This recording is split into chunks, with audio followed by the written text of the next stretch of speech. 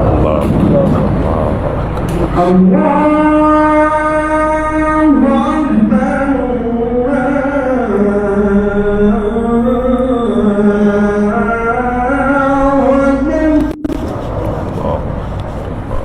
أشهد أن لا إله إلا الله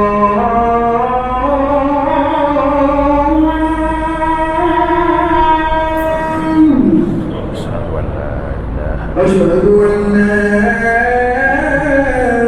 محمدا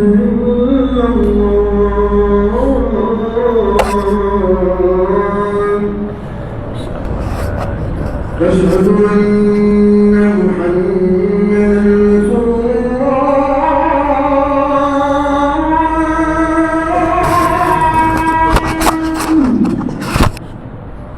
أشهد أن محمدا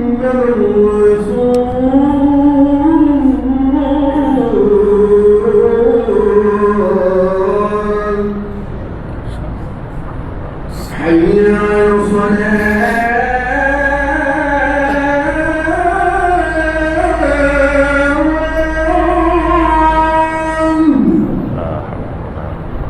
حي على الصلاة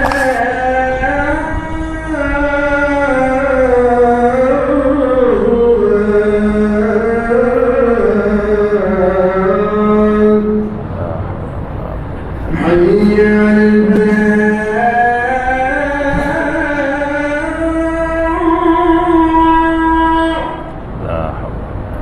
حي على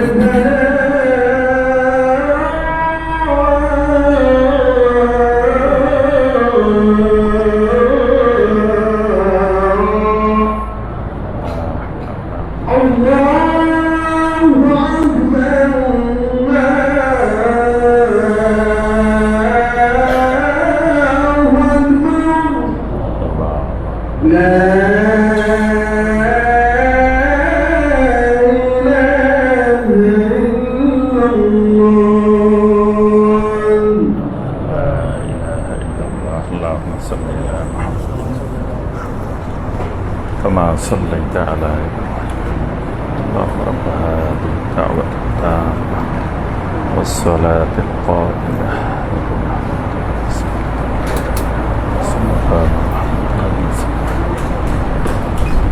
إن الحمد لله نحمده ونستعينه ونستغفره ونعوذ بالله من شرور أنفسنا ومن سيئات أعمالنا من يهده الله فلا مضل له ومن يضلل فلا هادي له وأشهد أن لا إله إلا الله وحده لا شريك له وأشهد أن محمدًا عبده ورسوله صلى الله عليه وعلى آله وصحبه وسلم تسليمًا كثيرًا يا أيها الذين آمنوا اتقوا الله حق تقاته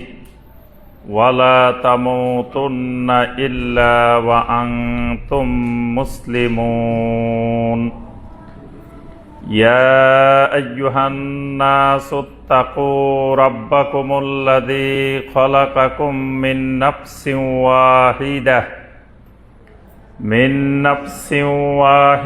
وخلق منها زوجها وبث منهما رجالا كثيرا ونساء واتقوا الله الذي تساءلون به والأرحام إن الله كان عليكم رقيبا يا أيها الذين آمنوا اتقوا الله وقولوا قولا سديدا يصلح لكم أعمالكم ويغفر لكم ذنوبكم ومن يطع الله ورسوله فقد فاز فوزا عظيما أما بعد فإن خير الحديث كتاب الله وخير الهدي هدي محمد صلى الله عليه وسلم وشر الأمور محدثاتها وكل محدثة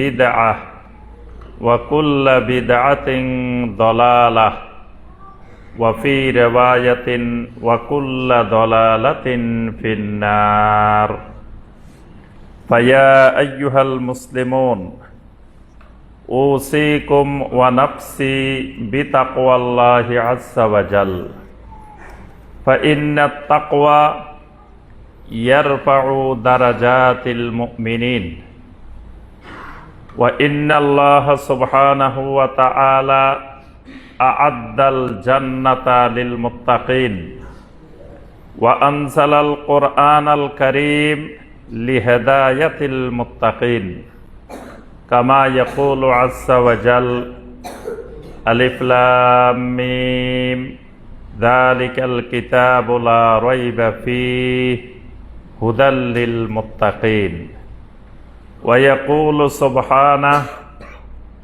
وسارعوا إلى مغفرة من ربكم وجنة عرضها السماوات والأرض أعدت للمتقين ويقول سبحانه إن أكرمكم عند الله أتقاكم ودعا رسول الله صلى الله عليه وسلم كثيرا اللهم إني أسألك الهدى والتقى والعفاف والغنى সম্মানিত মুসল্লিয়ানে কেরাম, আল্লাহ রাব্বুল আলামিনের দরবারে কোটি কোটি শুকরিয়া যে মহান রাব্বুল আলামিন আমাদেরকে 1447 হিজরি সনের 24শে রবিউস সানি তারিখে সলাতুল জুমুআ আদায় এবং খুতবাতুল জুমুআ শোনার উদ্দেশ্যে আল্লাহ রাব্বুল আলামিনের পবিত্র ঘর মসজিদে উপস্থিত হওয়ার পরে আজকের জুমুআর খুতবা পেশ করার এবং শোনার যে মহান রাব্বুল আলামিন তৌফিক দিয়েছেন, সে মহান রাব্বুল আলামিনের শুকর আদায় করছি আলহামদুলিল্লাহ। সম্মানিত মুসল্লিয়ানে কেরাম, আজকে আমাদের জুমুআর খুতবার বিষয়বস্তু আমাদের সকলেরই নিত্য সঙ্গী, আমাদের সকলেরই পরিচিত একটি গুরুত্বপূর্ণ বিষয়। সেটি হলো কাবাইহুর রিবা, অর্থাৎ রিবার মন্দ পরিণতি। তো এই বিষয়টি সম্পর্কে আমরা সবাই কম বেশি জানি, কিন্তু রিবাকে আমরা যেভাবে জানি সেটা বিস্তারিত জানা না, সেটা আমরা হালকা হালকা আমরা জানি। রিবা মানে আমরা সুদ বুঝি। রিবা কোরআন সুন্নাহর যেই ভাষা পরিভাষা, রিবা আমরা বাংলায় মনে করি এটা সুদ, কিন্তু আসলে রিবা মানে সুদ না। রিবার অনেকগুলা ধরনের মধ্য থেকে একটা সুদ। রিবা আরো ব্যাপক। তো রিবা এটা নবী সাল্লাল্লাহু আলাইহি ওয়াসাল্লামের সময় জাহেলি যুগে দুই ধরনের রিবা হইতো। বর্তমানে পৃথিবীতে প্রায় 100 ধরনের উপরে রিবা আছে। তাহলে বোঝা যায় এই রিবা এত ব্যাপক বিস্তৃতি লাভ করছে, অনেকেই বুঝতেই পারে না এটা রিবা। সূক্ষ্ম সূক্ষ্মভাবে রিবা মুসলিমদের রন্ধ্রে রন্ধ্রে শিকড়ে শিকড়ে ঢুকে পড়ছে, কিন্তু অনেকে বুঝতে পারে না যে আমার ইনকামের মধ্যে, আমার উপার্জনের মধ্যে রিবা আছে, বা আমি সুদ খাইতেছি। উনি নিজেও সুদখোরকে অপছন্দ করে, সুদ খাওয়াকে অপছন্দ করে, কিন্তু দেখা গেছে নিজে সুদ খাইতেছে, কিন্তু বুঝতেছে না যে সুদ খাইতেছে, কারণ রিবা সম্পর্কে তার বিস্তারিত ব্যাপক জ্ঞান নাই। এজন্য এই বিষয়টা সম্পর্কে আমাদের জানাটা জরুরি। তবে এই জানাটা আধা ঘন্টার খুতবায় সব জানা সম্ভব না। আমি এই মাসের প্রথম জুমায় সিলেট তাকওয়া মসজিদে প্রস্তাব দিয়ে আসছি যে দিনব্যাপী রিবার উপরে সেমিনার, সকালে শুরু হবে সন্ধ্যা পর্যন্ত, শুধু রিবা কেন্দ্রিক সেমিনার। সাথে সাথে একজন ভাই তিনি প্রস্তাব দিয়েছেন আমাকে যে যা খরচ যায় সব আমি দিব, থাকা একবারে সারাদিনের খাওয়া দাওয়া যা লাগবে সব আমি দিব, ওনার হোটেল আছে, আমার অডিটোরিয়াম আছে, সব ফ্রি, আপনারা খালি আয়োজন করেন, আমি সব দিতে রাজি আছি। আলহামদুলিল্লাহ। আমি বলছি ঠিক আছে, পরবর্তীতে আমি একটা ডেট জানাবো যে দিনব্যাপী শুধু রিবার উপরে সেমিনার হবে, কারণ এই বিষয়টা আমাদের জানা খুবই জরুরি জিনিস। তা আমরা এই অল্প সময়ের আজকের খুতবায় শুধু একটু ধারণা দিব রিবা সম্পর্কে। এখানে আমরা যে বিষয়গুলো আলোচনা করব আজকের খুতবায় ইনশাআল্লাহ, প্রথম কথা রিবা কাকে বলে, রিবা কি। দ্বিতীয় বিষয় যে রিবা কত প্রকারের হতে পারে। তৃতীয় বিষয় রিবার মন্দ পরিণতি, রিবার দ্বারা ঈমান আমলের কি ক্ষতি হয়, এটা সামান্য একটু আমরা আলোচনা করব। এরপরে কয়েকটা বিষয় সংক্ষেপে বলবো যেগুলা রিবার মডার্ন অ্যাপ্লিকেশন, মানে আধুনিক ধরন, যেটা নবী সাল্লাল্লাহু আলাইহি ইসলামের যুগে বা সাহাবায়ে কেরামের যুগে, তাবেঈনদের যুগে এরকম রিবা তেমন একটা হইতো না, বর্তমানে এটা বেশি হয়। এরকম কয়েকটা শুধু আমি একটু ধারণা দেওয়ার চেষ্টা করব ইনশাআল্লাহ। প্রথমে আমরা আসি যে রিবা কাকে বলে। রিবা রিবা মানে হলো জিয়াদা। রিবার অর্থ হলো জিয়াদা। জিয়াদা মানে বাড়া, বৃদ্ধি পাওয়া। তো আল্লাহ রাব্বুল আলামিন সূরা আল বাকারার 275 নম্বর আয়াতে কারিমে বলছেন, ওয়া আহাল্লাল্লাহুল বাইআ ওয়া হাররামার রিবা। আল্লাহ রাব্বুল আলামিন বাইকে, ব্যবসা বাণিজ্যকে হালাল করেছেন, রিবাকে আল্লাহ সুবহানাহু ওয়া তাআলা হারাম করে দিয়েছেন। তো বাই আর রিবা একটা আরেকটার বিপরীত, কিন্তু একটা আরেকটার সাথে অঙ্গাঙ্গিভাবে জড়িত।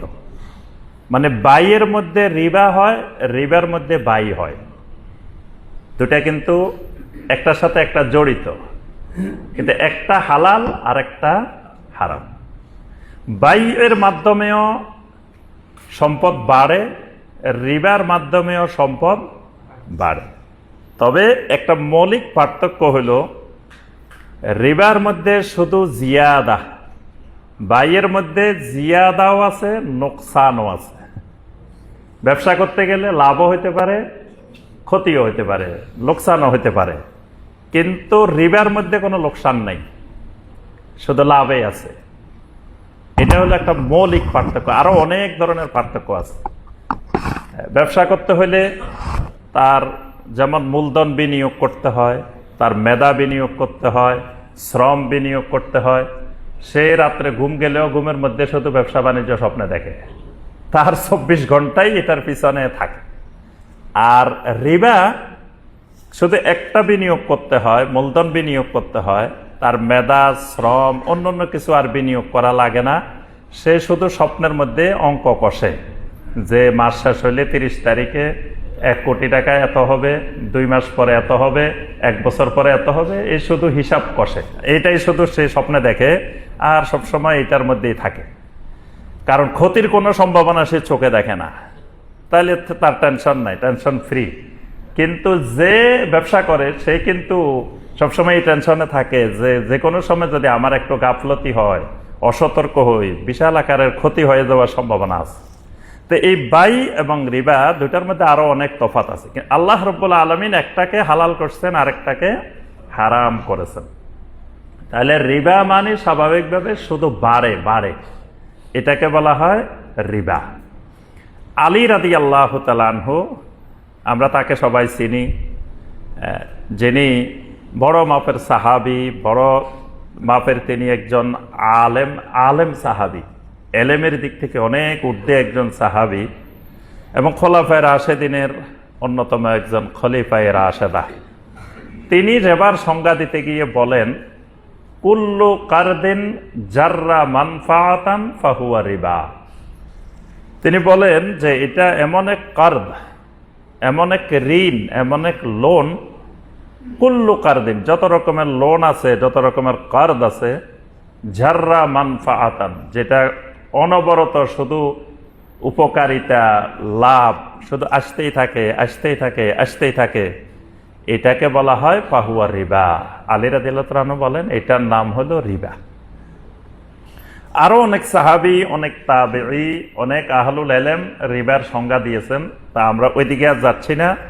স্বাভাবিকভাবে মূল কথা আমরা বুঝতে পারছি যে যে কোনো ক্ষেত্রে, কর্দের ক্ষেত্রেও হতে পারে, লোনের ক্ষেত্রেও হতে পারে, ব্যবসা বাণিজ্যের ক্ষেত্রেও হতে পারে, অনেক ক্ষেত্রে হতে পারে, যেখানে শুধু বাড়ার সম্ভাবনা আছে, কমার সম্ভাবনা নাই, এই জাতীয় যত রকমের লেনদেন আছে, যত রকমের ট্রানজাকশন আছে, এই সবগুলা রিবার অন্তর্ভুক্ত, রিবার আওতাভুক্ত।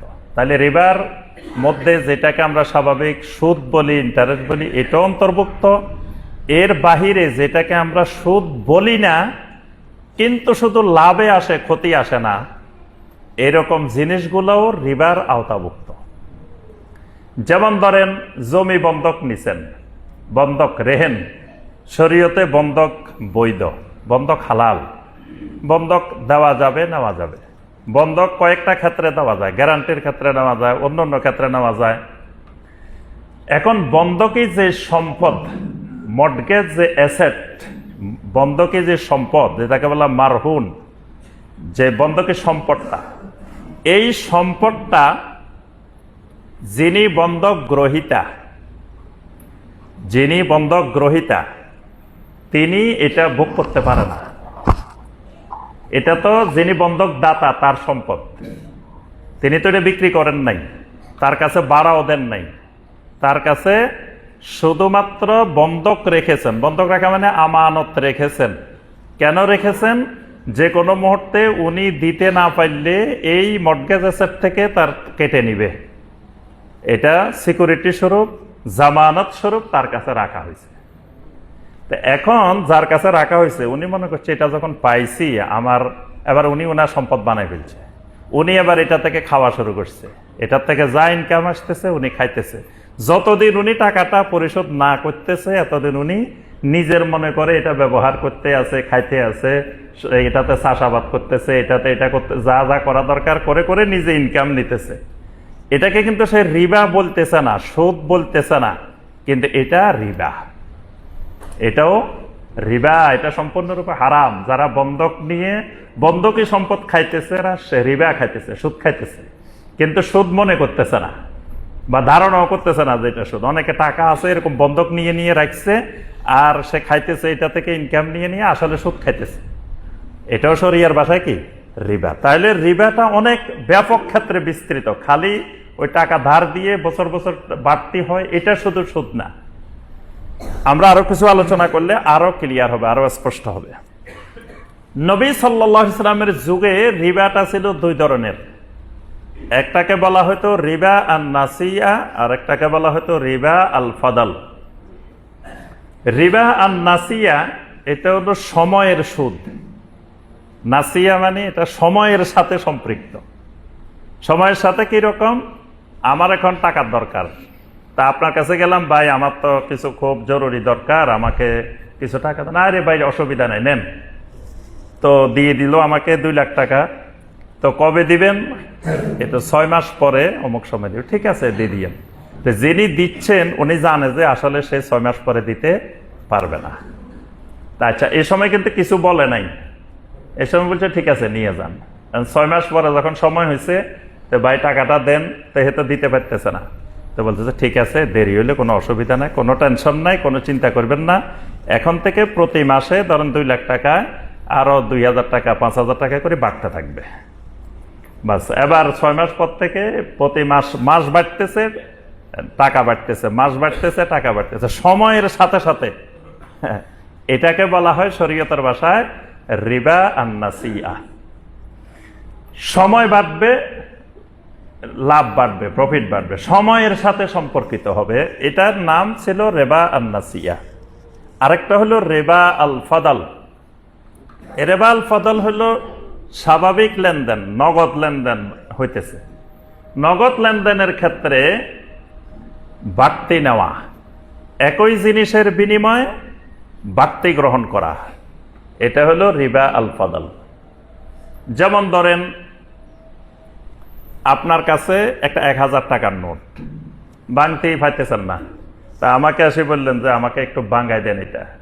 তা আমি বললাম ভাঙ্গাই দিতে পারি, তবে একটা শর্ত আছে, সেটা হইলো তুমি দিবে 1000 টাকার নোট, আমি দেবো তোমাকে 950 টাকা, ভাঙতি টাকা দিব 950 টাকা, যেহেতু তোমার দরকার 1000 টাকা ভাঙতি করা, না কাজে আসতেছে না। তো ঠিক আছে, আমি 950 টাকা তোমার ভাঙতি টাকা, 100 টাকার নোট, 50 টাকার নোট, 950 টাকা দিলাম, তুমি আমাকে 1000 টাকা দিবে, 1000 টাকার একটা নোট দিবে। এই যে 50 টাকা কম বেশি হয়ে গেছে, এটা রিবা আল ফাদাল। আচ্ছা, একজন বললো যে আমার অনেকগুলো পয়সা আছে, তো এত পয়সা দিয়ে কি করবো, পয়সাগুলো রেখে দেন, কয়েনগুলো রেখে দেন, আমাকে একটু টাকা দিয়ে দেন। তো বললো যে ঠিক আছে, এখন তো পয়সা চলে না, পয়সা ঝামেলা, তো ঠিক আছে 500 টাকা দিব, তুমি আমাকে 550 টাকার পয়সা দাও, বা 510 টাকার দাও। এই যে 10 টাকা কম বেশি হয়েছে, এটার নাম রিবা আল ফাদাল। আচ্ছা, নতুন টাকা পুরান টাকা, ঈদের সময় আসছে, নতুন টাকা বাইরেছে, হ্যাঁ, কয় যে নতুন টাকা দরকার, কারণ ঈদের সালামি দিতে হইব নতুন টাকা। তো ঠিক আছে, নতুন টাকা দেওয়া যাবে, তবে পুরান টাকা দিবা 1050 টাকা, নতুন টাকা 1000 টাকা, এটা রিবা আল ফাদাল।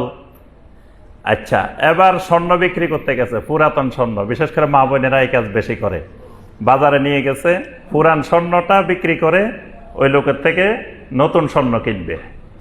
তো পুরান স্বর্ণ তো কম, অথবা পুরান স্বর্ণ বেশি, নতুন স্বর্ণ পাবে কম, কিন্তু দোনোটাই স্বর্ণের লেনদেন হয়েছে, এটাও স্বর্ণ, এটাও স্বর্ণ, একটা পুরান আর একটা নতুন।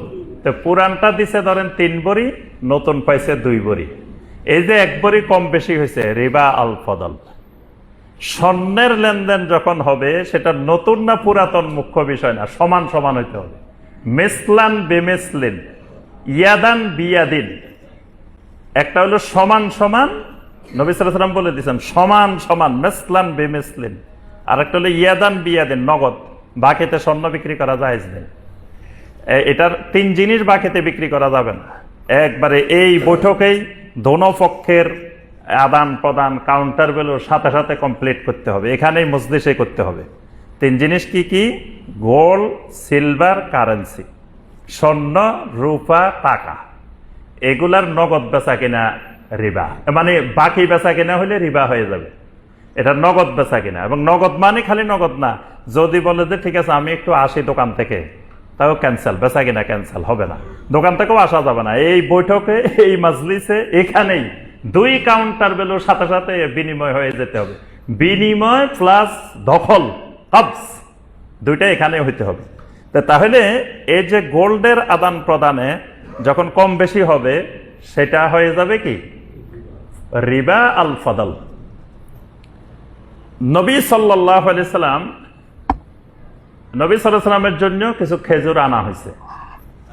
সাহাবী উবাদা ইবনে সামিত রাদিয়াল্লাহু তাআলা আনহু বলেন, উতিয়া রাসূলুল্লাহ সাল্লাল্লাহু আলাইহি ওয়াসাল্লাম বিতামরিন, নবী সাল্লাল্লাহু আলাইহি সাল্লামের জন্য কিছু খেজুর আনা হইল, উন্নত মানের খেজুর। তো নবী সাল্লাল্লাহু আলাইহি সাল্লাম যখন খেতে গেছেন, নবী সাল্লাল্লাহু আলাইহি সাল্লাম জিজ্ঞাসা করলেন, মা হাযাত তামর, আরে এই খেজুর তো আমাদের ছিল না, এই ভালো খেজুরগুলা তোমরা কই পাইলা? তো এক সাহাবী উঠে বললেন, ইয়া রাসূলুল্লাহ সাল্লাল্লাহু আলাইহি সাল্লাম, আমরা কি করছি, আমাদের কাছে নিম্নমানের খেজুর ছিল, তো এরকম 2 কেজি খেজুর ছিল আমাদের কাছে নিম্নমানের, সেটা আমরা দোকানদারের কাছে 2 কেজি বিক্রি করে ভালো 1 কেজি নিয়ে আসছি। তা আপনি খাইবেন, নিম্নমানেরটা খাইবেন কেন, ভালোটা খাইবেন, এই জন্য আমরা ওই নিম্নমানের 2 কেজি দিয়ে ভালো মানের 1 কেজি নিয়ে আসছি। নবী সাল্লাল্লাহু আলাইহি ওয়াসাল্লাম বলেন, হাযার রিবা, এই যে কাজটা তোমরা করছো, আমার জন্য খেজুর খাওয়াইতে আনছো, এইটা রিবা, এটা সুদ। তো সাহাবায়ে কেরাম বলেন, ইয়া রাসূলুল্লাহ সাল্লাল্লাহু আলাইহি ওয়াসাল্লাম, তাহলে আমরা কি করব, কেমনে এটার বেচা কিনা করব? নবী সাল্লাল্লাহু আলাইহি ওয়াসাল্লাম বললেন, যাও গিয়ে প্রথমে আমাদের যে পুরাতন 2 কেজি আছে, এই 2 কেজি বিক্রি করিবা। যে কারো কাছে ওই ভালো খেজুরওয়ালাও কিনতে পারে, অন্যও কিনতে পারে। আবার যদি শর্ত করে ভালো খেজুরওয়ালা, যে 2 কেজি যদি আমার কাছে বিক্রি করো তাহলে এই দামে পাইবা, অন্য জায়গায় বিক্রি করলে এই দামে কিন্তু পাইবা না, এটাও রিবা। এরকম কোনো শর্ত থাকা যাবে না। তুমি উন্মুক্ত ভাবে যে কোনো জায়গায় তোমার 2 কেজি বিক্রি করো, আগে বিক্রি করার পরে ইশতারু লানা মিন হাযি, এরপরে তুমি ওই টাকা দিয়ে এবার যাই তার থেকে 1 কেজি ভালো খেজুর নিয়ে আসো, তো কোনো অসুবিধা নাই, এটা তোমার রিবা হয় নাই। কিন্তু তুমি যখন ওই খেজুরের বিনিময় করবা, নবী সাল্লাল্লাহু আলাইহি ওয়াসাল্লাম 6টা জিনিসের নাম ধরে বলছেন, আয-যাহাবু বিয-যাহাব, ওয়াল ফিদ্দাতু বিল ফিদ্দা, ওয়াল বুররু বিল বুররে, ওয়াশ শাঈরু বিশ-শাঈরে, ওয়াত তামরু বিত তামরে, ওয়াল মিলহু বিল মিলহে। স্বর্ণের পরিবর্তে স্বর্ণ, রূপার পরিবর্তে রূপা, তারপরে গমের পরিবর্তে গম, জবের পরিবর্তে জব, খেজুরের পরিবর্তে খেজুর, লবণের পরিবর্তে লবণ।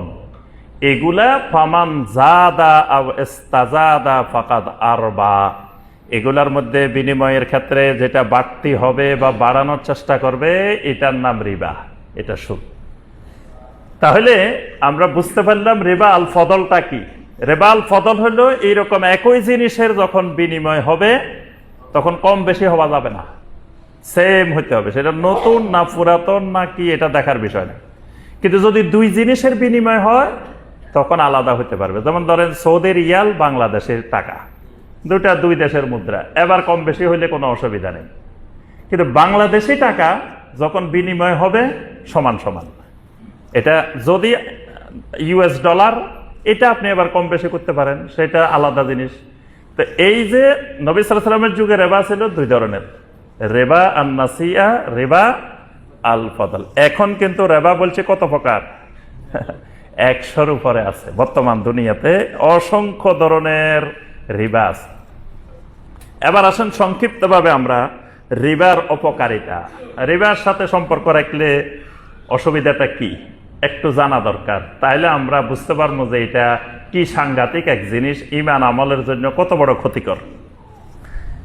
আমরা সকলেই জানি আল্লাহ রাব্বুল আলামিন মাদককে হারাম করেছেন, 3 বার আয়াত নাজিল করছেন, মানে 3 দফা 3 পর্যায়ে আয়াত নাজিল করে মাদক হারাম হয়েছে। কারণ ওই জাহেলিয়াতের সমাজে মাদকটা এত বিস্তার লাভ করছিল যে মাদকবিহীন মানুষ মেহমানদারি কল্পনা করতে পারত না। মানে জামাই আসছে মাদক দেয় নাই, মদ দেয় নাই, তো মেহমানদারি হয়নি। বেয়াই আসছে মাদক দেয় নাই টেবিলে, তো মেহমানদারি হয়নি। মানে মাদক নাই, ওইটা মেহমানদারি হয়নি। ঘরে ঘরে ব্যাপক আকারে মাদকের প্রচলন। এখন হঠাৎ করে যদি আল্লাহ রাব্বুল আলামিন আয়াত নাজিল করে হারাম করে দেন, এটা ছাড়া কষ্ট।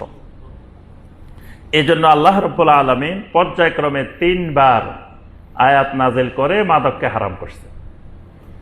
কিন্তু সুদের হারাম করার আয়াত আল্লাহ রাব্বুল আলামিন 5টি পর্যায়ে নাজিল করে চিরতরে হারাম করছে। তো এই যে 5 বার কেন নাজিল করলেন? মদ হারাম করতে 3 বার, সুদ হারাম করতে, রিবা হারাম করতে 5 বার। তার অর্থ হলো মাদকের চেয়ে রিবা আরো জঘন্য, আরো মারাত্মক। মাদকের অপরাধের চেয়ে রিবার অপরাধ, সুদের অপরাধ আরো মারাত্মক। কারণ মাদক মানুষের আকলকে বিনষ্ট করে। আকল, সুস্থ আকলের প্রতিবন্ধক মাদক। শরীয়তের মাকাসেদ, মানে আল্লাহ পাক যে শরীয়ত আমাদেরকে দিয়েছেন, এই শরীয়তের গুরুত্বপূর্ণ 5টি মাকাসেদ আছে, উদ্দেশ্য আছে। উদ্দেশ্যবিহীন আল্লাহ কিছু সৃষ্টি করেন নাই। উদ্দেশ্যবিহীন আল্লাহ রাব্বুল আলামিন শরীয়তের কোনো নীতিমালা প্রণয়ন করেন নাই। প্রত্যেকটা শরিয়ার বিধানের সাথে আল্লাহর একটা উদ্দেশ্য নিহিত আছে। তো শরিয়ার যত বিধান আছে এগুলোর পিছনে 5টি উদ্দেশ্য। একটা হলো হিফজুন নফস, বান্দাকে রক্ষা করা, বান্দার জানের হেফাজত। বান্দার আগে তো বেঁচে থাকার অধিকার থাকতে হবে জমিনে, তারপরে না বাকি সব। বাঁচি থাকার অধিকার নাই, তো সে জমিনে আর কি করবে, কিভাবে শরীয়ত পালন করবে? শরীয়তের একটা বড় উদ্দেশ্য হিফজুন নফস। শরীয়তের দ্বীনের একটা বড় উদ্দেশ্য, শরিয়াত দিতে বেলার হিফজুদ্দীন, দ্বীনের হেফাজত। শরিয়ার একটা গুরুত্বপূর্ণ মাকাসেদ, সেটা হলো হিফজুন নসল বা নসব, মানে বংশধারা। বংশধারা মানুষের না থাকলে তো গরু ছাগল চতুষ্পদ জন্তু আর মানুষের মধ্যে কোনো পার্থক্য থাকবে না, বাপ কোনটা খুঁজে পাওয়া যাবে না। আল্লাহ পাক শরিয়ার বিধান প্রণয়ন করেছেন হিফজুন নসব, হিফজুন নসলের জন্য। 4 নম্বর উদ্দেশ্য হিফজুল আকল। জমিনে মানুষ সুন্দরভাবে বেঁচে থাকতে হলে তার আকল, তার বিবেক সুস্থ থাকতে হবে। শরিয়ার বিধিবিধানগুলো হিফজুল আকলের জন্য। আরেকটা গুরুত্বপূর্ণ বিধান হিফজুল মাল, কারণ বান্দার জীবনের সাথে মালের সম্পর্ক আছে। মাল ছাড়া শরীয়ত পালন করা যায় না, টাকা ছাড়া, অর্থ ছাড়া শরীয়তের একটা বিধানও আপনি পালন করতে পারবেন না। প্রত্যেকটা শরিয়ার বিধানের সাথে অর্থের সম্পর্ক আছে। এই যে আমরা জুমার নামাজ পড়তে আসছি, এখানের সাথে অর্থের সম্পর্ক আছে, অনেক সম্পর্ক আছে। এই যে মসজিদটাতে পড়তে আসছে, মসজিদটা বিল্ডিং করা লাগছে, এসি করা লাগছে, ফ্যান লাগছে, কত জিনিস লাগছে, এগুলো সবগুলোর সাথে টাকা, মালের, অর্থনীতির সম্পর্ক আছে। তারপর আমরা যে নামাজ পড়তে আসছি, গোসল করা লাগছে, আগে গোসল করতে গেলে সাবান লাগছে, পানি লাগছে, কত কিছু লাগছে, এগুলো টাকা বাদে আসে নাই। তারপরে আপনার এই যে পাঞ্জাবি পড়ছেন আজকে, ভালো পাঞ্জাবি পরে, ভালো পোশাক পরে আসছেন, তো ভালো পোশাকই টাকা ছাড়া আসে? টাকা লাগে। তারপরে আপনার পরিষ্কার পরিচ্ছন্নতা, এই শরিয়ার যত বিধান আছে, সিয়াম পালন করবেন, সাহারি খাইতে হবে, ইফতার করতে হবে, তো টাকা বাদে সাহারি ইফতার আসবে। তারপরে আপনার হজ করবেন, অর্থের সম্পর্ক, যাকাত দিবেন, অর্থের সম্পর্ক। এভাবে শরিয়ার যত বিধান আছে সবগুলোর সাথে অর্থের সম্পর্ক আছে, মালের সম্পর্ক। এই জন্য আল্লাহ পাক সূরা আলে ইমরানের 14 নম্বর আয়াতে আল্লাহ পাক বলছেন, যুয়্যিনা লিন-নাসি হুব্বুশ শাহাওয়াতি মিনান নিসাই ওয়াল বানিনা ওয়াল কানাতিরিল মুকান্তারাতি মিনাজ যাহাবি ওয়াল ফিদ্দা ওয়াল খাইলিল মুসাওওয়ামাতি ওয়াল আনআমি ওয়াল হারস যালিকা মাতাউল হায়াতিদ দুনিয়া ওয়াল্লাহু ইনদাহু হুসনুল মাআব। দুনিয়াটাকে আল্লাহ সুশোভিত করছেন কয়েকটা জিনিস দিয়ে। প্রথমত নেশা, যুয়্যিনা লিন-নাসি হুব্বুশ শাহাওয়াত মিনান নেশা, এগুলাকে আল্লাহ শাহওয়াত বলছেন। শাহওয়াত, হুব্বুশ শাহওয়াত মানে বান্দার কাছে ফিতনাটা 2 ধরনের আসে। এই সূত্রটা মনে রাখবেন যে বান্দার কাছে, ইমানদারের কাছে ফিতনা আসে দুই দিক থেকে। ফিতনা আসার 2টা মেইন রাস্তা, একটা হলো হুব্বুশ শাহাওয়াত আর একটা হলো শুবহাত। একটা শাহওয়াত আর একটা শুবহাত। শুবহাতের ফিতনা আসলে ঈমান নষ্ট হয়, শাহওয়াতের ফিতনা আসলে আমল নষ্ট হয়। দুটাকে ধ্বংস করে। একটা ধ্বংস করে ঈমান, এটা হলো শুবহাতের ফিতনা। আরেকটা ধ্বংস করে আমল, এটা হলো শাহওয়াতের ফিতনা। তো এই আয়াতে আল্লাহ বলছেন হুব্বুশ শাহওয়াত, এইগুলো শাহওয়াতের জিনিস দুনিয়াতে। ঈমানদারদেরকে আল্লাহ পাক সতর্ক করে দিয়েছেন, এগুলার ফাঁদে যদি পড়ো তো তোমার সব শেষ। 1 নম্বর মিনান নেসা, নারী। নারীর ফিতনায় যে পড়ছে হে শেষ। এই জন্য নবী সাল্লাল্লাহু আলাইহি ওয়াসাল্লাম বলেছেন, বানি ইসরাইল সর্বপ্রথম দুনিয়াতে ফিতনায় পড়ছে নারী গঠিত ফিতনা। ইত্তাকুদ দুনিয়া ওয়াত্তাকুন নেসা। নবী সাল্লাল্লাহু আলাইহি ওয়াসাল্লাম বলেন, দুনিয়াকে ভয় করো, নারীকে ভয় করো। মানে সাবধান, দুনিয়ার ব্যাপারে সাবধান, নারীর ব্যাপারে সাবধান। কারণ বানি ইসরাইলের প্রথম ফিতনা নেমে আসছিল কানাত ফিন নেসা, নারী। এই জন্য আল্লাহ পাক বলছে তোমাদের কাছে শাহওয়াতের প্রথম ফিতনা নারী। ওয়াল বানিন, সন্তান সন্ততি, জনবল, ক্ষমতা। বানিন অনেক ব্যাপক। এরপরের গুলো সব মাল। ওয়াল কানাতিরিল মুকান্তারাতি মিনাজ যাহাবি ওয়াল ফিদ্দা, রাশি রাশি স্বর্ণ রূপা। তারপরে ওয়াল খাইলিল মুসাওয়ামা, চিহ্নিত ঘোড়া। চিহ্নিত ঘোড়া মানে গাড়ি ঘোড়া। বর্তমানে গাড়ি আছে না, এগুলো সবগুলোর ইঞ্জিন দেখবেন, এটা 7 হর্স, এটা এত ঘোড়ার ইঞ্জিন, এটা এত ঘোড়ার ইঞ্জিন। এই ঘোড়া মানে এই ইঞ্জিনের ফিতনা। এটাকে আল্লাহ বলছে ওয়াল খাইলিল মুসাওয়ামা ওয়াল আনআম, চতুষ্পদ জন্তু, ওয়াল হার্স শস্যক্ষেত্র, এই সবগুলা দেখেন প্রথম নারী আর সন্তান সন্ততি ভরে যা আছে সবগুলা সম্পদের মালের কথা বলছেন। তাহলে ইমানদারের কাছে মালটা গুরুত্বপূর্ণ বিষয়। এই মালের ভিতরে শরিয়ার মাকাসেদ হিফজুল মাল, মালকে সংরক্ষণ করা। এই সংরক্ষণের জন্যই আমরা যে পয়েন্টটা বলতেছিলাম যে মদ হারাম করা হয়েছে 3 বার আয়াত নাজিল করে, কিন্তু সুদ হারাম করা হয়েছে 5 বার আয়াত নাজিল করে। কেন? মদের দ্বারা শরিয়ার একটা মাকাসেদ নষ্ট হয়। শরিয়ার একটা মাকাসেদ মানে হিফজুল আকল, আকল সুস্থ থাকে না, মদের দ্বারা আকল বিনষ্ট হয়।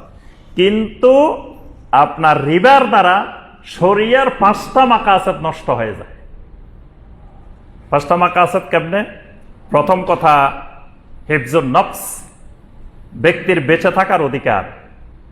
অনেক মানুষ সুদের তাড়নায় শেষ পর্যন্ত আত্মহত্যা করে। সে দুনিয়াতে বেঁচে থাকলেও মানে সে চায় যে বেঁচে না থাকলে ভালো হইল, কয় যে দুনিয়াতে থাকার চেয়ে আমার না থাকা ভালো। মানে এটা তার হিফজুল নফসের ওই অধিকারটা, শরিয়ার নীতিমালাটা, এটা তার ক্ষতিগ্রস্ত হয়। বেঁচে থাকলেও সে সুস্থ বেঁচে থাকতে পারে না। তারপরে তার এই ক্ষেত্রে হেফজুন আকল, আকলেরও ক্ষতিগ্রস্ত হয়। আকলের কেমনে ক্ষতিগ্রস্ত হয়? সুদখোর হইল পাগলের মতো, মাও চিনে না, বাপও চিনে না, ছেলেও চিনে না, মেয়েও চিনে না, ভাইও চিনে না, বোনও চিনে না, হে খালি টাকা চিনে। এর আকল বিকৃত হয়ে যায়, সুদখোরের আকল বিকৃত হয়। কিয়ামতের ময়দানে সুদখোরের জন্য পাগলের মতো দাঁড়াবে। সূরা আল বাকারা 275 নম্বর আয়াত, আল্লাযীনা ইয়াকুলুনার রিবা লা ইয়াকুমুনা ইল্লা কামা ইয়াকুমুল্লাযী ইয়াতাখাব্বাতুহুশ শাইতানু মিনাল মাস।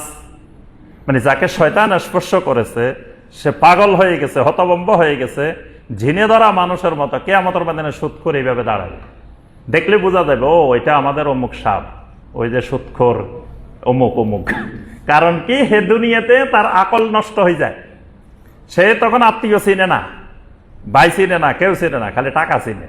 সুদখোরের অবস্থাটা এরকম হয়ে যায়। তাহলে আকল, শরিয়ার যে মাকাসেদ, আকল নষ্ট করে ফেলায়। বংশধারা নষ্ট করে। বংশধারা কেমনে নষ্ট করে? দেখবেন সুদের টাকার জন্য বোরে পাঠাই দিচ্ছে আরেক জায়গায়, যাও ওখান থেকে সুদের টাকা নিয়ে আসো। তো বউ যাই অমুক ব্যাংকের থেকে টাকা আনতে গেছে, এখানে বা যে যেমনি মনে চায় তারে ব্যবহার করতেছে। তাহলে বংশধারাও নষ্ট হওয়ার সম্ভাবনা আছে এটার মধ্যে। এবং জাহিলি যুগে এই কাজ হইতো, কয় ঠিক আছে তুমি তো টাকা দিতে পারতেছো না, তো তোমার বউটা 1 সপ্তাহের জন্য দিয়ে দাও, তা তোমার সুদ মাফ। তাহলে যে বংশধারা নষ্ট হওয়ারও মানে শরিয়ার এই মাকাসেদ নষ্ট হওয়ারও সম্ভাবনা আছে। তারপরে আরেকটা আমরা বলছি কি হেফজুদ্দিন, দিন তো ধ্বংস হয়। মানে অভাব মানুষকে কুফরির নিকটবর্তী করাই দেয়। নবী সাল্লাল্লাহু আলাইহি ওয়াসাল্লাম বলেন আল ফাকরু ইয়াকাদুল কুফরা, যে দারিদ্রতা এমন এক জিনিস এটা মানুষকে কুফরির নিকটবর্তী করে দেয়। কারণ সেই দারিদ্রতার তাড়না এক সময় সে তারে কুফরি করতে বললে সে কুফরিও করতে রাজি হয়ে যায়। এবং যখন কেউ ঋণগ্রস্ত হয় তখন সে মিথ্যা কথা বলে, সত্য কথা আর বলে না। এই টাকা কবে দিবেন? এই তো আগামী সপ্তাহে দিয়ে দিচ্ছি। আসলে আগামী সপ্তাহ না, কত সপ্তাহে দিবে না তার ঠিকই নেই। তারপরে একজন আমার কাছে একদিন মাসালা জিজ্ঞেস করতে আসছে, কয় শাইখ একটা মাসালা বলেন তো। আমি কি মাসালা? কয় ধরেন আমার পাওনাদারেরা ফোন দিছে, খালি আমাকে খুঁজে। তা আমি এখন বাড়িতে আসছি, একটু ভাত খামো, একটু বিশ্রাম নেবো, এমন সময় পাওনাদারে ফোন দিছে। তো ফোন দিয়ে কয় ভাই আপনি কি বাড়িতে আছেন? এই মুহূর্তে আমি যদি কই বাড়িতে আছি তাহলে সে আসি ধরি বলবো। তা আমি কি করি, মোবাইলটা নিয়ে আস্তে করে ঘরের বাইরে চলে যাই, উঠানে চলে যাই, যাই কই ভাই আমি একটু বাইরে আছি। আসলে তো আমি ঘরে নাই, বাইরেই আছি। তো এটা বললে কি মিথ্যা কথা হবে? গুনাহ হবে? আমার কাছে মাসালা জিজ্ঞেস করতে আসছে। তাহলে দেখেন এই যে ঋণগ্রস্ত হলে, নবী সাল্লাল্লাহু আলাইহি ওয়াসাল্লাম বলছেন ঋণগ্রস্ত হলে মানুষ মিথ্যা কথা বলে, তাহলে তার দিন ক্ষতিগ্রস্ত হয়। এমনকি তার মালের দিক থেকে অর্থাৎ শরিয়ার 5টা মাকাসেদ নষ্ট হয়। এই জন্য মদের চাইতে সুদ আরো বেশি মারাত্মক। এবং সুদের অপরাধের ব্যাপারে আমরা বিস্তারিত আলোচনার সুযোগ নাই। এই যে 275 থেকে শুরু করে 281 নম্বর আয়াত পর্যন্ত সূরা আল বাকারার, এখানে আল্লাহ পাক কঠিন কঠিন কথাগুলো বলছেন। সুদখোর কিয়ামতের ময়দানে নেশাগ্রস্ত হতভম্ব পাগলের মতো উঠবে। তারপরে আল্লাহ পাক বলছেন সকল গুনাহ বান্দা তওবা করলে আল্লাহ পাক ক্ষমা করে দেন, কিন্তু সুদের ফাইল এটা সাথে সাথে ক্ষমা হয় না, এটা পেন্ডিং থাকে। যারা অফিসে চাকরি করেন এরা জানেন, ফাইল কিন্তু সব সাথে সাথে স্বাক্ষর হয় না, কিছু ফাইল আছে রাখে দিতে হয়, এটা পরে স্বাক্ষর হয়। এই সুদের ফাইল আল্লাহর কাছে গেলে সাথে সাথে স্বাক্ষর হয় না।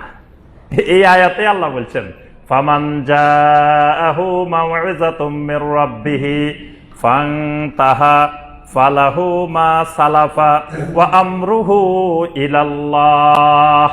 কেউ সুদের থেকে তওবা করছে, আল্লাহ বলেন না যে তওবা করলে আমি ক্ষমা করে দেব, এটা বলেন না। এই আয়াত বলছেন যে ওয়া আমরুহু ইলাল্লাহ, এটার ফয়সালা আল্লাহর হাতে ন্যস্ত থাকবে। মানে আল্লাহ সাথে সাথে মাফ করবেন না, কারণ সুদের তওবা করলে সাথে সাথে মাফ আল্লাহ কেমনে করবে? কারণ সুদের সাথে তো অসংখ্য বান্দার অধিকার জড়িত আছে। এই জন্য আল্লাহ পাক দেখবেন সে যতজনের সুদ খাইছে বা যে টাকা সুদ খাইছে এগুলো ফেরত দিছে কিনা। অনেকে আছে সারা জীবন সুদ খাইছে, এখন ধরেন প্রতি বছর হজে চলে যায়, প্রতি বছর উমরায় চলে যায়, তারপরে জীবন চিল্লায় বাইরে গেছে, জীবন চিল্লায় একেবারে চিল্লায় বাইরে গেছে। যত বাহির হোক, যত আল্লাহর ঘরের পর্দা গিলাপ ধরে ধরে কান্নাকাটি করুক, 100 বার হজ করুক, সুদের গুনাহ মাফ হবে না যতক্ষণ পর্যন্ত না যাদের থেকে সুদ খাইছে, যাদের থেকে সুদ নিছে তাদেরকে সুদ ফেরত দিবে, তাদের থেকে ক্ষমা নিবে। তো এই জন্য আল্লাহ পাক এটা সাথে সাথে মাফ করবেন না। আল্লাহ বলছে আমরুহু ইলাল্লাহ, আল্লাহর হাতে এটা ন্যস্ত থাকবে, আল্লাহ দেখবেন তার পরবর্তী কার্যক্রম কি হয়। তারপরে এই ব্যাপারে আল্লাহ পাক স্থায়ী জাহান্নামের কথা বলছেন। 3 অপরাধের ব্যাপারে কোরআনে স্থায়ী জাহান্নাম শব্দটা ব্যবহার হয়েছে ঈমানদারের ক্ষেত্রে। 3টার মধ্যে এটা একটা। স্থায়ী জাহান্নাম মানে তার শাস্তির আধিক্যতা, এটা বোঝানো হয়। আচ্ছা, এরপরে সুদের ব্যাপারে আল্লাহ বলছেন ইয়া আইয়ুহাল্লাযীনা আমানুত্তাকুল্লাহ ওয়া যারু মা বাকিয়া মিনার রিবা ইন কুনতুম মুমিনিন। ও ঈমানওয়ালারা, আল্লাহকে ভয় করো, যদি তুমি মুমিন হও তাহলে তোমার সুদ ছেড়ে দাও। কথাটা এইভাবে অন্য জিনিস আল্লাহ ফরজ করে নাই বা হারাম করেন নাই, এটা যেভাবে হারাম করছেন এটার ভাষাটা দেখেন, সুদ ছাড়ো, ইন কুনতুম মুমিনিন, যদি তোমরা মুমিন হও। তো যদি কয় যে না আমি মুমিন না, তো তোমার সুদও ছাড়ার দরকার নেই। যদি বলো যে না আমি তো মুমিন না, তো তুমি মুমিন না হলে সুদ ছাড়ার দরকার কি? মুমিন হইলে সুদ ছাড়তে হবে। এখন বিয়ে করা নাই, তাহলে তালাকের মাসালা তো আর দরকার নেই। বিয়ে হইলে না, আগে যদি বিয়ে ঠিক হয় তারপরে তালাকের মাসালা। বিয়ে হয়নি, একজন আসে কয় শায়েখ একটু দোয়া করেন আল্লাহ যাতে আমার একটা নেক সন্তান দেয়। তা আমি কই ভাই বিয়ে করছেন কয় বছর হয়েছে? কয় না শায়েখ এখনো তো বিয়ে করিনি। তো বিয়ে করে নাই, নেক সন্তান আল্লাহ কেমনে দিবে? এখন আল্লাহ বলতেছেন ইন কুনতুম মুমিনিন, যদি মুমিন হও সুদ ছাড়ো। তার অর্থ হলো তাহলে সুদ না ছাড়তে পারলে তার ঈমান ঠিক মতো নাই, তার ঈমান ঠিক মতো নাই। এই জন্য আল্লাহ বলছে ইন কুনতুম মুমিনিন।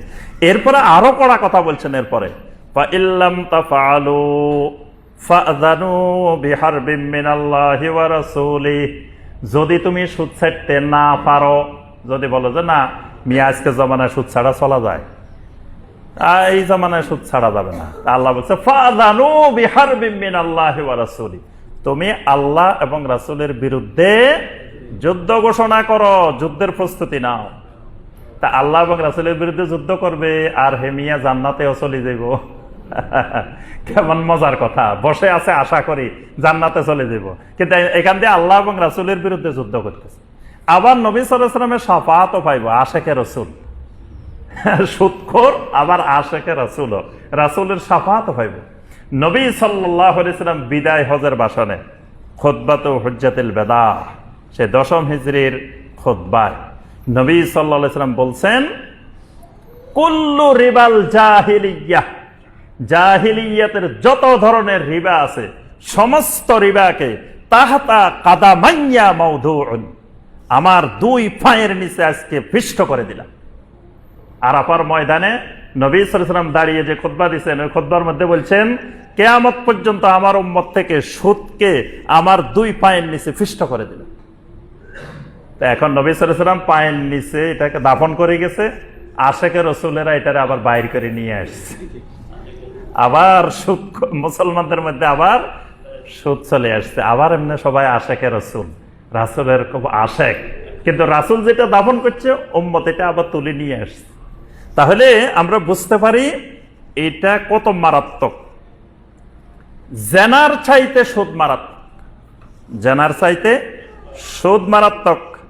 মুসনাদে আহমদের হাদিস, সহিহ হাদিস, নবী সাল্লাল্লাহু আলাইহি ওয়াসাল্লাম বলেন, দিরহামু রিবা ইয়াকুলুহু আর-রাজুলু ওয়া হুয়া ইয়ালামু আশাদ্দু মিন সিত্তাতিন ওয়া সালাসিনা জানিয়া।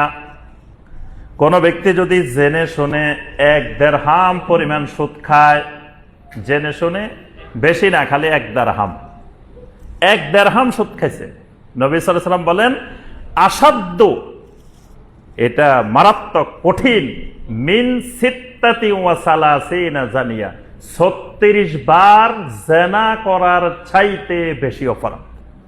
নাউযুবিল্লাহ। 36 বার জিনা করলে যে গুনাহ হইতো, 1 দিরহাম সুদ খাইছে, এটার দ্বারা তার থেকে বেশি গুনাহ হয়েছে। তাইলে আবার বুঝেন জিনার, রেবার গুনাহটা, সুদের গুনাহটা কত মারাত্মক। 7টা গুনাহকে নবী সাল্লাল্লাহু আলাইহি ওয়াসাল্লাম নাম দিয়েছেন আস-সাবউল মুবিকাত। কবিরা গুনার সংখ্যা সকল আহলুল ইলমের ঐক্যমতে 70টা, কারো কারো মতে আরো বেশি, 110টাও আছে। একটা কিতাব আছে কিতাবুল কাবায়ের, কবিরা গুনাহ, এই বইটা সবাই কিনবেন। এটার মধ্যে ইমাম জাহাবী রাহমাহুল্লাহ সবার ঐক্যমতে 70টা কবিরা গুনাহ বর্ণনা করছেন। এই একটা কবিরা গুনাহ নিয়েও যদি কবরে যান, এটা শাস্তি ভোগ করতে হবে, তওবাবিহীন যদি যান। এজন্য এই 70টা থেকে তওবা করতে হবে। তো এখন অনেকে 70টা জানেই না, তওবা করব কি? আগে তো জানতে হবে কোনটা কোনটা কবিরা গুনাহ, এবং এগুলার আলাদা আলাদা তওবা করতে হবে। এক একটা তওবা এক এক ধরনের, এক এক প্রকৃতির। তো এখন এই 70টার মধ্যে আবার নবী সাল্লাল্লাহু আলাইহি ওয়াসাল্লাম 7টা গুনাহকে বলছেন আস-সাবউল মুবিকাত, এগুলা ধ্বংসাত্মক কবিরা গুনাহ। এই গুনাহ যে করে তার ঈমান, আমল, দুনিয়া, আখিরাত সব বরবাদ, সব ধ্বংস হয়ে যায়। এরকম 7টা গুনাহ। 1 নম্বর শিরিক, 2 নম্বর সেহর, জাদু, 3 নম্বর অন্যায়ভাবে মানুষকে হত্যা করা, 4 নম্বরটা হলো আকলুর রিবা, সুদ খাওয়া। মানে 4 নম্বরটা 7টার মধ্যে 4 নম্বরটাই আকলুর রিবা, সুদ খাওয়া। এরপরে এই সুদের শাস্তির ব্যাপারে নবী সাল্লাল্লাহু আলাইহি ওয়াসাল্লাম আরো অনেকগুলা হাদিস বর্ণনা করছেন। একটা হাদিস বলে আমরা আর আজকে ওই এদিকে যাব না। সুনান ইবনে মাজার হাদিস, নবী সাল্লাল্লাহু আলাইহি ওয়াসাল্লাম বলেন, আর রিবা সাবউনা হুবান আইসারুহা আন কাহার রাজুলু উম্মাহু। সুদের মধ্যে 70টিরও বেশি অপরাধ আছে, গুনাহ আছে। তন্মধ্যে সবার নিচে সবচেয়ে কম গুনাহ যেটা, এটা হলো কোন ব্যক্তি তার মায়ের সাথে জানা করা, তার মাকে বিবাহ করা। এটা যেরকম গুনাহ, এটা হলো 70টার মধ্যে সবার নিচেরটা, আর বাকি 69টা এর থেকে বড়, এর থেকে আরো বড় বড় গুনাহ। তাহলে এই হাদিস থেকে বোঝা যায় এটা কত বড় মারাত্মক গুনাহ। তাহলে এই সুদ থেকে একজন মুসলিম অবশ্যই দূরে থাকা ফরজ।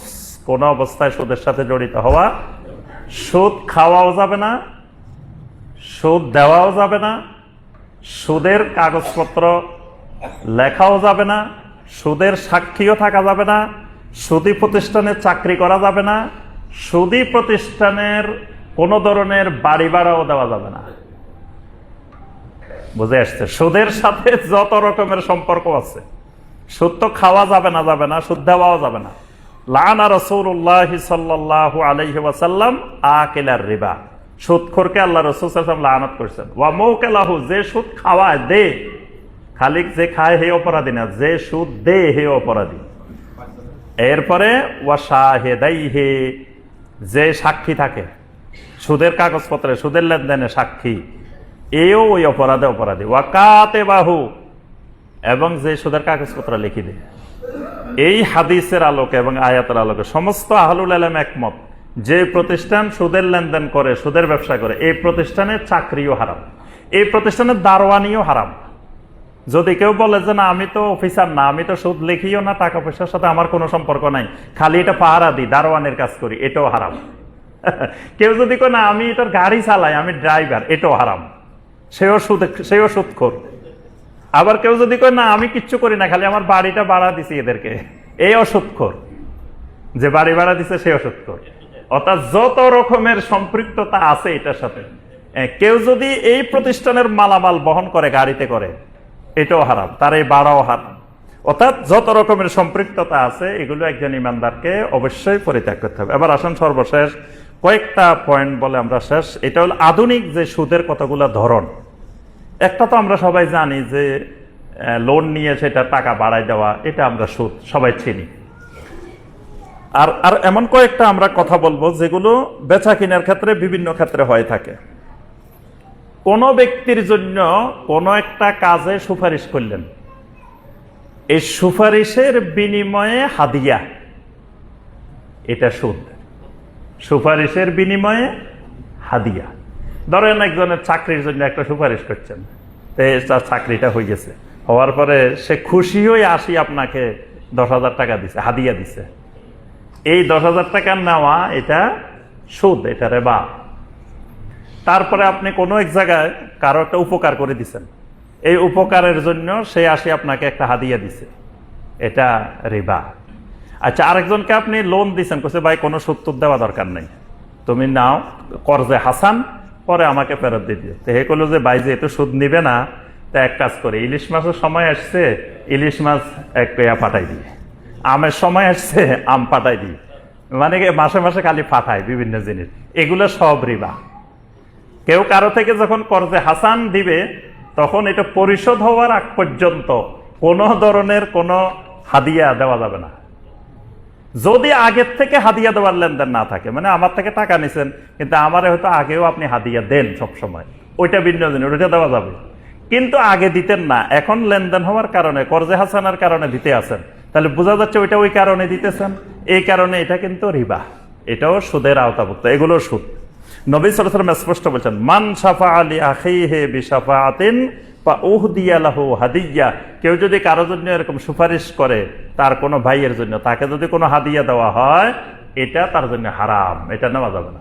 এটা নিতে হবে সওয়াবের উদ্দেশ্যে, সুপারিশটা করতে হবে বা উপকারটা করতে হবে সওয়াবের উদ্দেশ্যে। এটার কোনো বিনিময় নিলে তখন এটা রিবার আওতাভুক্ত হয়ে যায়। আচ্ছা, বাইউল মুরাবাহা। মুরাবাহা এটা শরিয়া স্বীকৃত একটা বেচা কেনার পদ্ধতি। শরিয়া সম্মত বেচা কেনাগুলো প্রথমত দুই ধরনের হয়, একটা হলো মুরাবাহা, একটা হলো মুসাওয়ামা। মুসাওয়ামা হলো দর কষাকষি করে বেচা কেনা করা। যেমন আমি কইলাম ভাই এটার দাম এত, আপনি কইলেন না এত দিব না, এত, আমার সাথে আপনি দর কষাকষি করে কিনলেন, আমি বিক্রি করলাম, এটাকে শরীয়তের ভাষায় বলে বাইউল মুসাওয়ামা। আরেকটা হলো বাইউল মুরাবাহা, এটা হলো দর কষাকষি নাই, এটা হলো এত টাকা কিনা, 10% আমার লাভ, টোটাল এত হয়েছে, বাস এত দিয়ে আপনি নিয়ে যাবেন, এটাকে বলা হয় বাইউল মুরাবাহা। আমাদের দেশে ইসলামী ব্যাংকিংগুলো যেটা করে সেটা হলো বাইউল মুরাবাহা লিল আমের বিশেরা। মানে ইসলামী ব্যাংকিংগুলো তো ওই মাল কিনি রাখে না জমা করে, আগের যুগে কিন্তু এরকম মাল কিনে জমা করে রাখতো, তারা বিক্রি করতো। তো এখন তো তারা জমা করে রাখে না, তো তাদের কাছে যাই আপনি একটা জিনিস কেনার জন্য আপনি অনুরোধ করবেন, আবেদন করবেন, অ্যাপ্লিকেশন করবেন, তারা কিনে, তারা সেটা হস্তগত করে তাদের পজিশনে নিবে, দখলে নিবে, নিয়ে লাভ সহকারে আপনার কাছে বিক্রি করবে। এটাকে শরীয়তের ভাষায় বলা হয় বাইউল মুরাবাহা। এই মুরাবাহা লেনদেন শরীয়তে বৈধ। একটা মুরাবাহা হতে পারে, একটা আপনার হাতিতা হতে পারে, মানে লসে বিক্রি হতে পারে, সমান দামে বিক্রি হতে পারে, বিভিন্ন ধরনের হতে পারে। আচ্ছা, কিন্তু বেচার সময় বলে দিলাম যে শোনো, এটা 10% লাভ সহ হয় হলো ধরো 5,000 টাকা, এখন দিলে তুমি 6,000 টাকা, যত দেরি করবে তত দাম বাড়বে। 3 মাস পরে দিলে 7,000 টাকা, 6 মাস পরে দিলে এটা 8,000 টাকা। এক জিনিসের 3টা-4টা এরকম দাম ঠিক করে দিলাম, যে 3 মাস পরে দিবে এত, 6 মাসে দিলে এত, 9 মাসে দিলে এত, 1 বছরে দিলে এত। এখানে এগুলো রেবা হয়ে যাবে। মানে একটা জিনিসের বাইয়ে মোরাবাহার ক্ষেত্রে লাভ সহকারে যখন বিক্রি করা হবে, তখন একটা দাম নির্ধারণ করতে হবে। একাধিক দাম নির্ধারণ করা যাবে না। এবং সময়ের সাথে সাথে যদি ওইটা বৃদ্ধি করেন তখন এটা রিবার আওতাভুক্ত। আচ্ছা, আরেকটা হলো আলবাই কাবলাল কাবদ, মানে আপনি দখলের আগে, নিয়ন্ত্রণের আগে, নিজের দখলে নিয়ে আসার আগে বিক্রি করে দেওয়া, এটাও রিবা, এটা হারাম। মানে আপনি জিনিসটা বিক্রি করার আগে আপনি বিক্রেতা জিনিসটা কিনে নিজের দখলে নিয়ে আসতে হবে পুরোপুরি, তারপরে বিক্রি করতে হবে। নবী সাল্লাল্লাহু আলাইহি ওয়াসাল্লাম বলছে লা তাবি মা লাইসা ইনদাক, যেটা তোমার দখলে নাই, তোমার নিয়ন্ত্রণে নাই, এটা আরেকজনের কাছে বিক্রি করা যাবে না, এটা হারাম। এক দোকানদারের কাছে গেলেন একটা জিনিস কেনার জন্য, সে বলল তার কাছে নাই, কিন্তু সে আপনাকে বলে নাই তার কাছে যে নাই, সে দাম দর করি সুন্দর মতে আপনার সাথে, সে পরে আরেক দোকান থেকে কিনে আনি আপনাকে দিতেছে, এটা তার জন্য হারাম। সে যদি আরেক দোকান থেকে আনে, আগে আপনাকে বলতে হবে যে ভাই জিনিসটা আমার কাছে নাই, তো আপনি যেই যেই যে যে শর্তে জিনিসগুলো চাইতেছেন এটা ওই আরেক জায়গায় আছে অন্য দোকানে, সেখান থেকে আপনাকে আমি আনি দিতে পারি, এত টাকা লাগবে, এই লাগবে, স্পষ্ট করে যদি বিক্রেতার কাছে ক্রেতার কাছে বলে দেওয়া হয় তাহলে জায়েজ। কিন্তু সে বললো না আপনাকে, সে যে আরেক দোকান থেকে আনি দিবে বা আরেক জায়গা থেকে আনি দিবে, কিন্তু সে বিক্রি করছে অথচ তার কাছে এটা জিনিসটা নাই, এটা তার জন্য হারাম, এটা রিবা, এটা তার জন্য বৈধ হয় নাই। এই ধরনের অনেক বেচা কিনা আছে। আরেকটা হলো বাইউল ইনা, বাইউল ইনার মধ্যে সুদ থাকে, এটা কিয়ামতের একটা আলামত। নবী সাল্লাল্লাহু আলাইহি ওয়াসাল্লাম কিয়ামতের আগে বাইউল ইনা বেড়ে যাবে। বাইউল ইনাটা কি? এক লোকের নগদ টাকার দরকার, তা এখন সে তো টাকা চাইতেছে, দিতেছে না, তো সে একটা ব্যাংকের কাছে গেছে, যাওয়ার পরে তারা বললো যে ঠিক আছে তোমারে এই জিনিসটা দিয়ে কিনে দিব, একটা গাড়ি কিনে দিব, 10 লাখ টাকা দিয়ে একটা গাড়ি কিনে দিচ্ছে। তো সে গাড়ি দিয়ে কি করবো, তার তো দরকার টাকা। তো সে কি করছে, এই 10 লাখ টাকা দিয়ে গাড়িটা দিছে, সে বাকিতে 10 লাখ টাকা পরিশোধ করব, মানে কিস্তিতে দিব, ধরেন 2 বছরে 3 বছরে 10 লাখ টাকা দিবে। তো গাড়িটা তো সে নিয়ে গেছে, নিয়ে যায়, সে আবার এর কাছে বিক্রি করে দিছে, মানে আবার ব্যাংকের কাছে বিক্রি করে দিছে 8 লাখ টাকা নগদ। আগেরটা ছিল বাকিতে সে কিনছে, এবার একটা নগদে 8 লাখ টাকা, 2 লাখ টাকা কমে বেচে দিছে। এটাতে দুই পক্ষেরই কিন্তু লাভ হয়েছে, কারণ প্রথম পক্ষ যে 10 লাখ টাকা বিক্রি করছে, তো সে তো ধরেন 3 বছরে 10 লাখ টাকা পাইবো, আর এর হলো নগদ টাকা দরকার, এখন সে 8 লাখ টাকা বিক্রি করে দিছে, 2 লাখ টাকা কম হলেও তার অসুবিধা নাই, তার 8 লাখ টাকা পাই গেছে, আর ওই লোকেটা 10 লাখ টাকার গাড়ি পাই গেছে। দুইজনেরই কিন্তু লাভবান হয়েছে, কারণ সে তো 8 লাখ টাকা দিয়ে এখন নগদ কিনছে, কিন্তু সে তো 10 লাখ টাকা, 2 লাখ টাকা তো পাইবই, ওইটা তো তার সুদ লাভ অংশ আছেই। এই জাতীয় বেচা কিনাকে শরীয়তের ভাষায় বলা হয় বাইউল ইনা। মানে এখানে আসলে জিনিসটা বেচা কিনা উদ্দেশ্য না, জিনিসটার মাধ্যমে রেখে তাদের মধ্যে সুদের লেনদেন উদ্দেশ্য, জিনিসটা মাঝখান দিয়ে একটা উসিলা। এই জাতীয় বেচা কিনার মাধ্যমে যেটা লাভ হবে, যে বেচা কিনা হবে, এটা রিবা, এটা সুদ। আচ্ছা, এরপরে বাইউল মহাকালা, মহাকালাটা কিরকম, এটাও রিবা। দানের শীষ বাইর হইতেছে, এখনো দান বাইরে নেই, তো এই সময় আপনি বাসা থেকে চাউল বিক্রি করে দিচ্ছেন, যে এখন ধরেন চাউল নেন, ওই দান আসলে আমাকে এত কেজি দান বা চাউল দিয়ে দিবেন। তো এই যে ওখানে এখনো ধান আসবো না আসবো, কি হইব না হইব তারে ঠিক নেই, মানে সেটা এখনো পরিপক্ক হয় নাই, এখনো ধান পাকে নাই, চাউল আসতেও পারে নাও আসতে পারে, তার আগে আপনি এখানে চাউল বিক্রি করে দিচ্ছেন, মানে একজনের কাছে দিচ্ছেন যে হে ফসল আসলে আপনাকে দিবে, এই বেচা কিনাটাও রেবার আওতাভুক্ত। আচ্ছা, আরেকটা হলো গাবান। গাবান মানে আপনি বিশ্বাস করে এক দোকানদারের কাছে গেছেন যে এই লোকে আমার ঠকাবে না, খুব বিশ্বস্ত, যা দাম তাই রাখবো, ভালো জিনিসে দিব। তা আপনি যখন গেছেন, হে বুঝছে যে এই লোকে দামও জানে না, তাহলে তার থেকে দাম বেশি করে নেওয়া যাইব, সে যেহেতু আমার বিশ্বাস করতেছে, দামও বেশি করে নেওয়া যাইব, অথবা ভালো জিনিসের দাম নিয়ে খারাপ জিনিসও দিয়ে দেওয়া যাবে। এটাকে নবী সাল্লাল্লাহু আলাইহি ওয়াসাল্লাম নাম দিয়েছেন গাবান। এটা ইহুদিদের মধ্যে, নবী সাল্লাল্লাহু আলাইহি ওয়াসাল্লামের যুগে ইহুদিদের মধ্যে এটা প্রচলিত ছিল। এই জন্য নবী সাল্লাল্লাহু আলাইহি ওয়াসাল্লাম বলেন গাবানুল মুস্তারসিলি রিবা, যে কোন সরল ক্রেতা, মুস্তারসিল মানে সরল ক্রেতা। সরল ক্রেতা কিরকম, ওই যে বিশ্বাস করে গেছে যে আমার থেকে বেশি রাখবে না, এর আমার ভালো জিনিস দিবে, ঠকাবে না, এরকম আমরা অনেক সময় অনেক দোকানদারের কাছে যাই। এই জাতীয় ক্রেতাকে শরীয়তের ভাষায় বলে মুস্তারসেল। এখন মুস্তারসেল গেছে, কিন্তু সে বুঝছে যে পাইছি ভালো কাস্টমার, এর ঠকানো যাইব, দামও বেশি রাখা যাবে, যেহেতু সে আর কোথাও যাবেও না, আমারে বিশ্বাস করছে। তো এই যে রাখছে বেশি টাকা, মানে বাজার মূল্যের চেয়ে তার থেকে বেশি রাখছে, এই বেশিটা তার জন্য রেবা, এটা তার জন্য সুদ। বরং যে বিশ্বাস করে আসছে, নবী সাল্লাল্লাহু আলাইহি ওয়াসাল্লাম বলছেন তার থেকে আরো কমায় রাখো যতটুকু সম্ভব, কারণ সে তোমার প্রতি বিশ্বস্ততার সহকারে আসছে, এটা মোস্তারসেল ক্রেতা। কিন্তু এই সুযোগে যদি কেউ বেশি রাখে তার থেকে, এটাকে নবী সাল্লাল্লাহু আলাইহি ওয়াসাল্লাম বলছেন রিবা, এটাও সুদ। আচ্ছা, এরপরে আরেকটা হলো বাইউল বাইয়াতানি ফি বাইআ, মানে এক বেচা কিনার সাথে আরেক বেচা কিনা শর্ত করা, যে ঠিক আছে তোমার এই ফ্ল্যাট এটা বিক্রি করবো, শর্ত হলো ফ্ল্যাট এটা আমার কাছে ভাড়া দিবা। মানে একটা বেচা কিনার সাথে একটা লেনদেনের সাথে আরেকটা লেনদেনকে শর্ত করে দেওয়া, এটা দিব তবে তুমি আমারে ওইটা দিবা। এই শর্তে এই জাতীয় বেচা কিনা এগুলা রিবা, এগুলা ইসলামে হারাম। কোন একটা ফল, কোন একটা জিনিস স্পষ্ট ব্যবহারযোগ্য না হওয়ার আগে, ধরেন লিচু গাছের ফুল দেখা দিছে বা আম গাছের ফুল আসছে, এখনো আম ধরেও নাই, পাকেও নাই, কিচ্ছু হয়নি, এটা পাকা পর্যন্ত ঝড় তুফানও হইতে পারে, কত কিছু হইতে পারে, নষ্ট হয়ে যেতে পারে, কিন্তু এখনই বিক্রি করে দিছে, বাগান সব বিক্রি করে দিছে, যে পুরা বাগানের লিচু, পুরা বাগানের আম সব বিক্রি করে দিছে, এটা হারাম, এটা রিবা, এটা শরীয়তে জায়েজ না। যতক্ষণ পর্যন্ত না আমগুলো পরিপক্ক না হবে, খাওয়ার উপযোগী না হবে, যতক্ষণ পর্যন্ত লিচু খাওয়ার উপযোগী না হবে, যতক্ষণ পর্যন্ত এটা মানে ফসলটা পরিপক্ক না হবে, নবী সাল্লাল্লাহু আলাইহি ওয়াসাল্লাম বলছেন এটা বিক্রি করা যাবে না, এটা বিক্রি করাও রিবার আওতাভুক্ত। আচ্ছা, এরপরে ধরেন ক্রেডিট কার্ড, বর্তমানে পকেটে পকেটে সবার ক্রেডিট কার্ড থাকে, ভিসা কার্ড, ক্রেডিট কার্ড। এই ক্রেডিট কার্ড যদি কোনো সুদী প্রতিষ্ঠানের ক্রেডিট কার্ড আপনি ব্যবহার করেন, সুদভিত্তিক প্রতিষ্ঠানের কোনো ক্রেডিট কার্ড আপনি ব্যবহার করতেছেন, কিন্তু হয়তো আপনি সুদ দিতেছেন না, হয়তো টাকা ব্যবহার করছেন, 40 দিনের মধ্যে দিয়ে দিলে আপনার সুদ দেওয়া লাগতেছে না, কিন্তু শর্ত আছে যে 45 দিন পরে গেলে আপনার সুদ দেওয়া লাগবে, কিন্তু আপনি 45 দিন অতিক্রম করতেছেন না, তার আগে দিয়ে দিচ্ছেন যে যদি সুদ হয়ে যায় বা সুদ দিলাম, কিন্তু এই যে শর্ত আছে যে 45 দিন গেলে সুদ দেওয়া লাগবে, আপনি না দিলেও এখানে পরোক্ষভাবে আপনি সুদের সাথে জড়িত হয়ে গেছেন।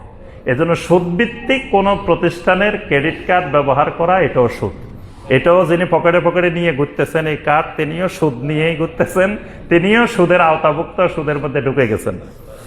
শেয়ার বাজারের বিজনেস করতে গেছেন, শেয়ার বাজারের ব্যবসা শরীয়তের স্বাভাবিকভাবে ব্যবসা হিসাবে বৈধ, কিন্তু শর্ত আছে। একটা শর্ত, যে প্রতিষ্ঠানের শেয়ার কেনা বেচা করবেন এই প্রতিষ্ঠান কোনো হারাম জিনিস ব্যবসা করে না, হারাম জিনিস বানায় না, হারাম জিনিসের ব্যবসা করে না। তারপরে এটা সুদের প্রতিষ্ঠান, তাহলে এটা শেয়ার বেচা কিনা করা হারাম।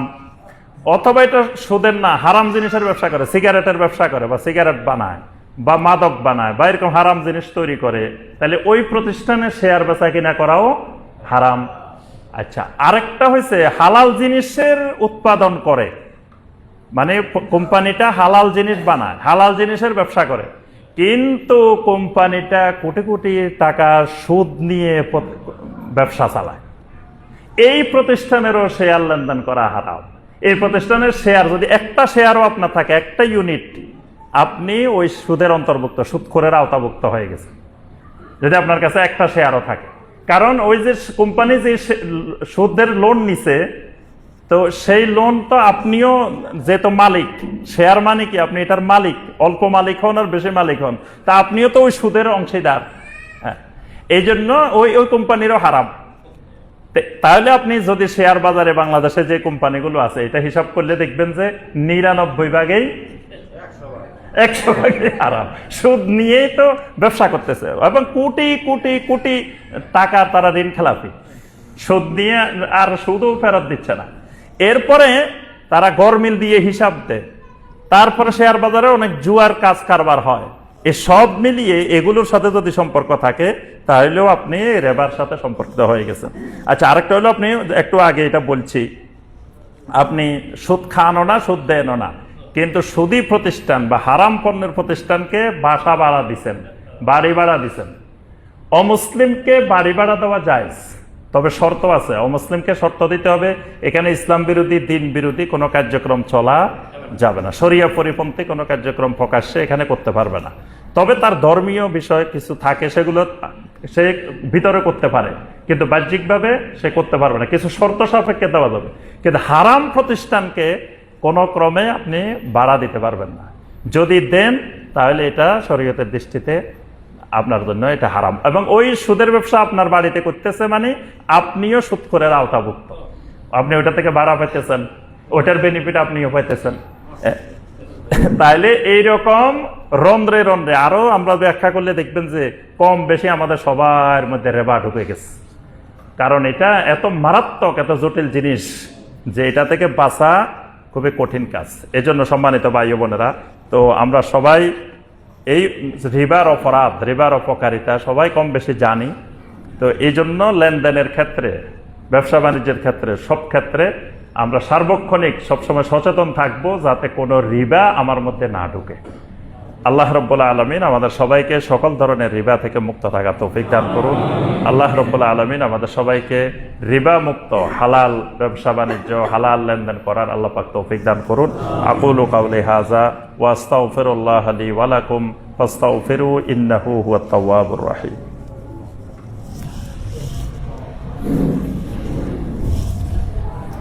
ইন্নাল হামদালিল্লাহ নাহমাদুহু ওয়া নাস্তাঈনুহু ওয়া নাস্তাগফিরুহু ওয়া আশহাদু আল্লা ইলাহা ইল্লাল্লাহু ওয়াহদাহু লা শারীকা লাহু ওয়া আশহাদু আন্না মুহাম্মাদান আবদুহু ওয়া রাসূলুহু। আল্লাহুম্মা সাল্লি আলা মুহাম্মাদ ওয়া আলিহি ওয়া সাহবিহি ওয়া সাল্লিম। আল্লাহুম্মা আরহাম আলা জামিই